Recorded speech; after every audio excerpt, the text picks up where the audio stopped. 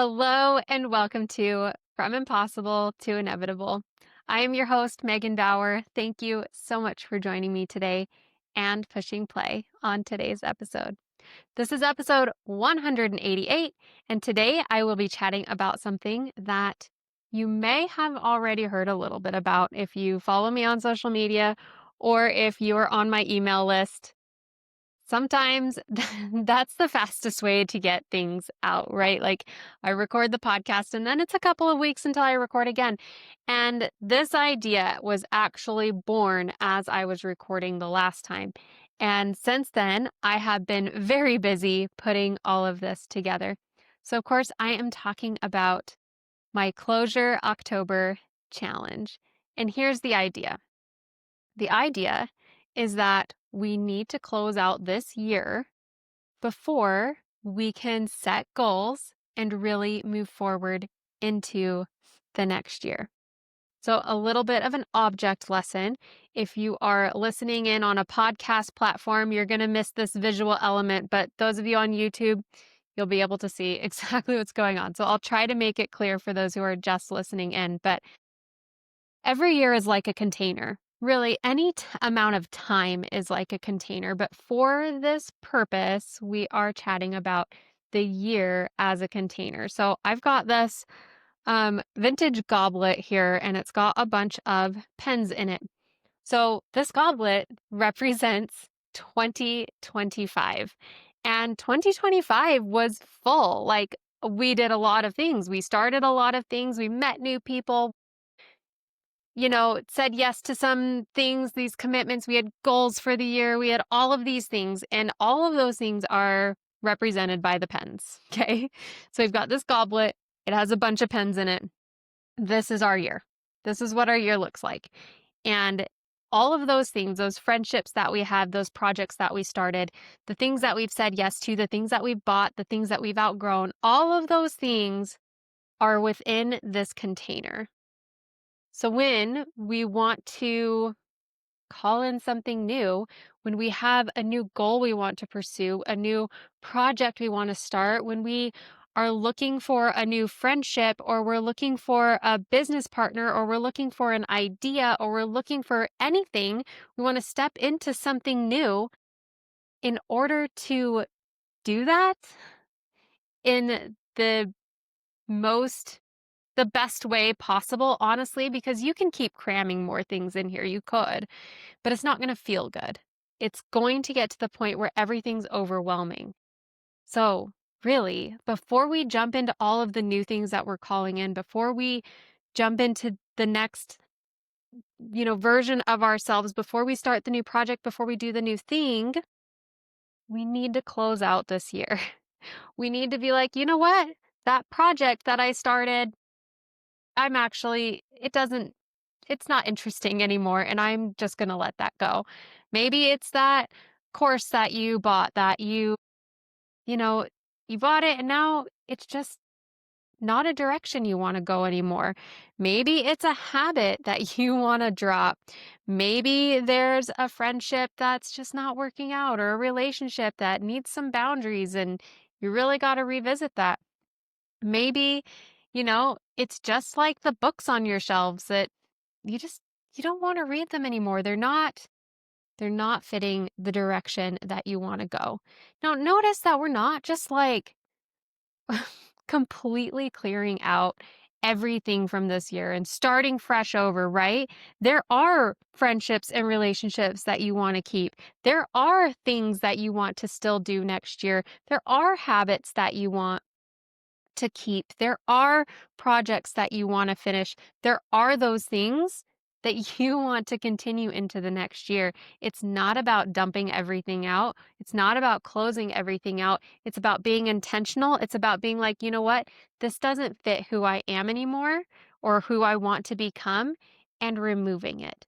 So that when we do find the friend, when we've got space for her, when we do find the project, we have time for it.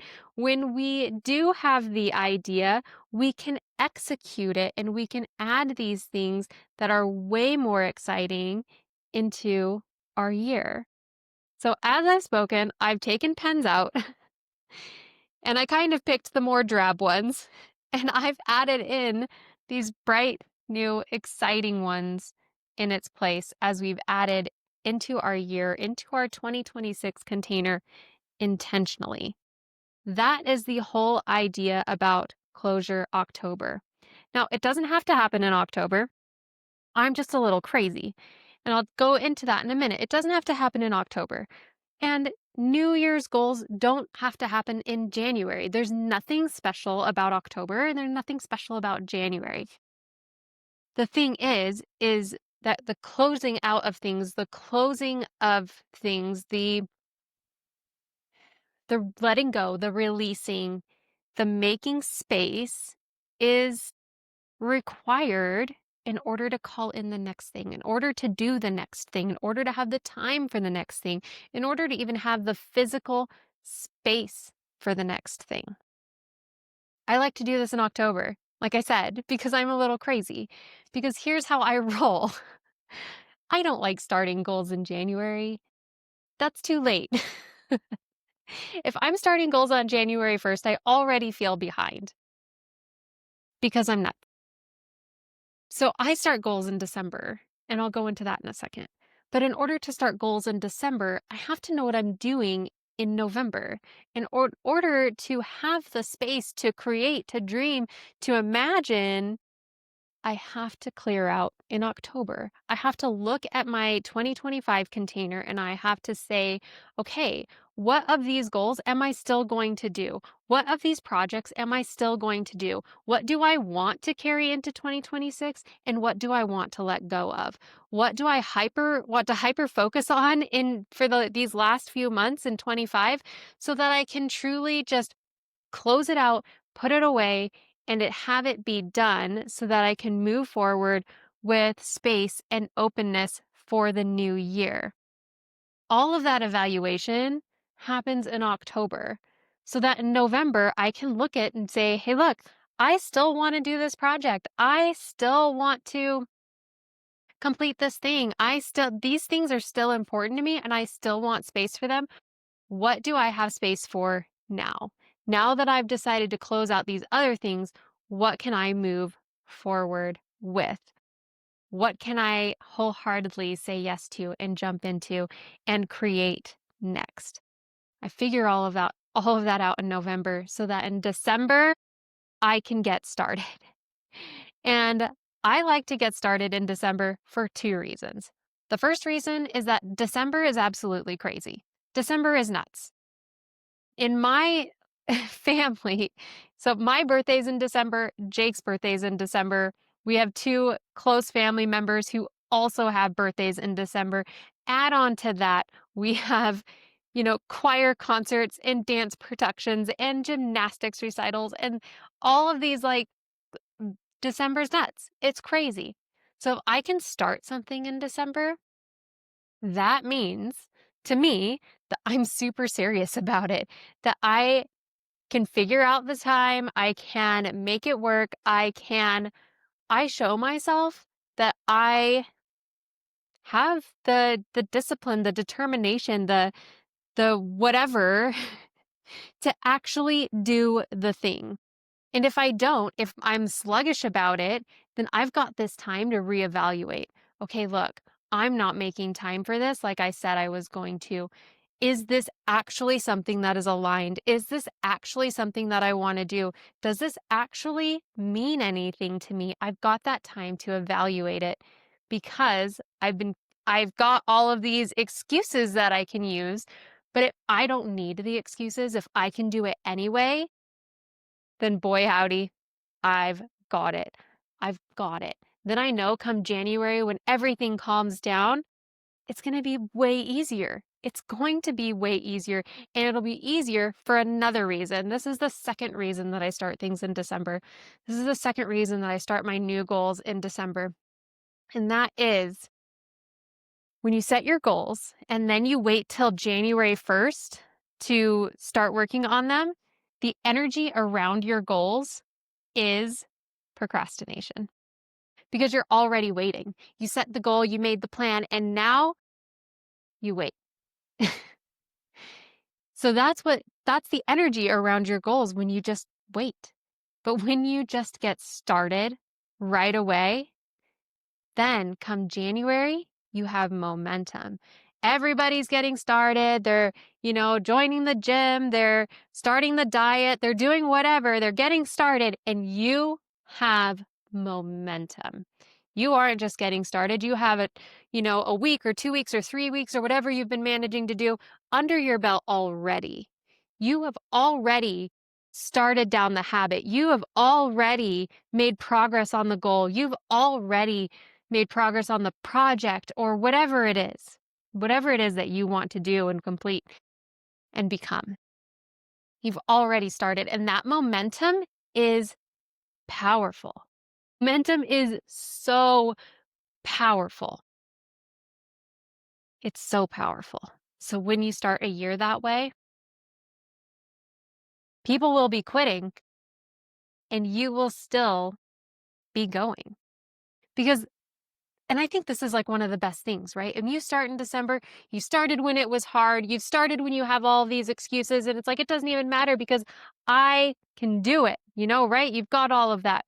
And then people are starting and you have momentum and you can still feed off of that new year energy. I love that new year energy. I love that new year energy. But you create it yourself in December and then you can feed off of other people's new year energy in January, and you are so much farther ahead. So, bringing it back to closure October, in order to take advantage of all of that, in order to have that momentum in January, you have to get started in December. And in order to get started in December, you have to know what it is that you're doing and starting on in November. And in order to do that, you've got to take a look at this year. You've got to take a look at this year. What are we still going to do? What are we still committed to? What do we still want to do? What are we just letting go of? What do we need to clear out? And I'm not talking about just clearing out physically. Of course, there's clutter, there's things that we can just simply get rid of, simply let go of. There are physical things to take care of. Absolutely. That is 100% part of it. And some of those things are just going to be getting rid of things. And some of those things are going to be like taking care of things that you've just been procrastinating. Maybe it's an oil change, maybe it's getting new tires, maybe it's changing the light bulbs, maybe it's just putting away the ladder that has been out for 6 months, just taking care of some of these physical things. Then there's the like things you've committed to or things that you've said you're going to do, like the projects, like the courses or the certifications or the books that that are stacked up to be read and you haven't touched any of them, or maybe you've started one or whatever. All of these things that you just need to decide on. Are you going to do it? Like, are we going to? And then there are some of the more difficult ones, maybe the goals that you set for this year, maybe some relationships that aren't working out, maybe whatever it is. There are more difficult things. And attached to all of this, there's a huge range of emotions. There's a reason why people don't intentionally close out the year before they set goals. It's not super fun. It kind of sucks, actually, because we've got all of these negative emotions that we are confronting. This like feeling of like, oh, I didn't follow through. This feeling of like, like, can I even, like, should I even commit to things anymore? This feeling of like this doubt of ourselves and our ability to trust ourselves. We're confronting all of this. So, in my Closure October challenge, which is totally free, and there's a link to it in the show notes. You can join it completely free. It's an email series. You'll get a PDF of things to close out for 5 days. A list of 5 things. There's even a bonus one for you to focus on for 5 days, things to close out. And you'll get 3 of those. And then the emails are like your emotional support line on how to deal with the emotions that you're confronting, how to deal with these things that maybe you don't expect to be part of closing things out. because that's the reason. That's totally the reason why we don't close things out, is because they're making us feel some kind of way and we don't want to deal with it. We don't want to confront it. We don't want to acknowledge what we're making it mean about ourselves when we close things out. Because we want to be finishers. We want to finish everything. We want to start something and take it all the way to completion, right? That's the thing. That's that's the thing, right? We want to be finishers, but the truth is that we don't finish absolutely everything. The truth is that we outgrow things faster than we anticipate sometimes. The truth is that sometimes things were a fit once and now they're not a fit anymore, and it's okay. It's okay. Because if you look at the whole trajectory, you're on this path of becoming someone. You're on you're you're on this continuum. And as you go through each stage, you'll outgrow things. It's just part of it. Maybe the thing that you said yes to earlier this year doesn't fit who you are now, and it doesn't fit who you're becoming. So there's not really a point in making yourself do that thing when it no longer serves you. It's just a waste of energy. It's just a waste of time. It's just a waste of the what you could be using to create something that does feel aligned, that is important to you. The only reason we want to hold on to these things is out of guilt or out of this lack of self-trust and feeling like we have to prove ourselves to ourselves that we're good enough, that we're worthy, that we, have the follow through, that we have the discipline, that whatever it is, right? But we outgrow things. That is simply part of it. That's simply part of the journey. So, I mean, that feels pretty complete to me. Okay, the Closure October Challenge is so good. It's so, so good. It flowed out of me in a rush, and I'm very proud of it. And I encourage you to go sign up for it, because even if you don't do all the things on all the lists, even if there's just one thing that you intentionally close out and deal with the emotions, that will be like a huge weight lifted. And you will feel a difference. Do we feel a difference when we let go? We feel a difference when we release. And all of that is making space for the next thing that you want to create, the next thing that you want to be a part of, the next experience you want to have, your next version of you. And the Closure October Challenge is a lead up to the fun stuff, to the really fun stuff, because like I said, this isn't super fun. The fun stuff is the creation, and that will be called Align and Achieve. And of course, that is coming out in November. That is going to be the fun, because we all love to create. We all love to see what's new. We all love to set the goals, to imagine the possibilities, and to move forward into the next year with excitement and with this ooh, what if I really do this? And that's the fun. So join the Closure October Challenge. Close out some tabs in your life. Make some space in your physical environment. Make some space in your brain. Make some space in your emotions. And let me add this one last story. I wasn't sure if I wanted to share this or not, but a few weeks ago, right before I recorded the last batch of podcasts, I had this experience, and I was really kind of angry about it. I was angry and I was frustrated, and I was not happy. And I was holding on to all this anger, and I was holding on to all this frustration, and I didn't realize how tightly I was gripping all of these negative emotions, but I was gripping them very tightly. And I feel like I didn't have any ideas, but which is weird because I feel like I always have ideas. So then I was even angry about not even having ideas and I was mad about the whole thing, right? Lots of negative emotions in my mind and in my body. Now, do know I'm not talking about physical things. I'm talking about in my mind and in my body. I had all of this anger and all of this frustration. And it wasn't until I decided to let go emotionally of the anger, of the frustration, of all these negative emotions that I had been gripping onto so tightly.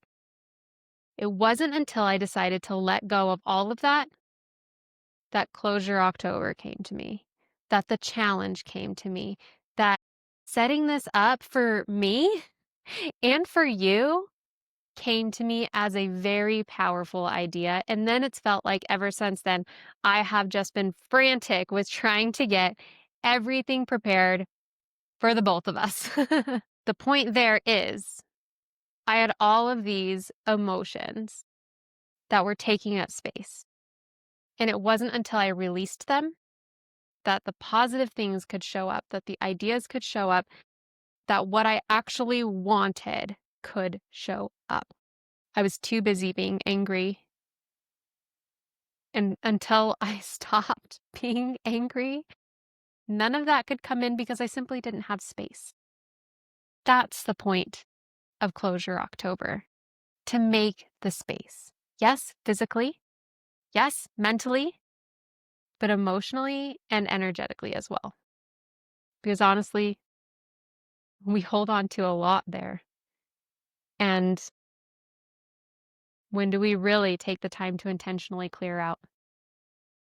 We should do it more than just once a year, that's for sure. But I don't feel like we think about it.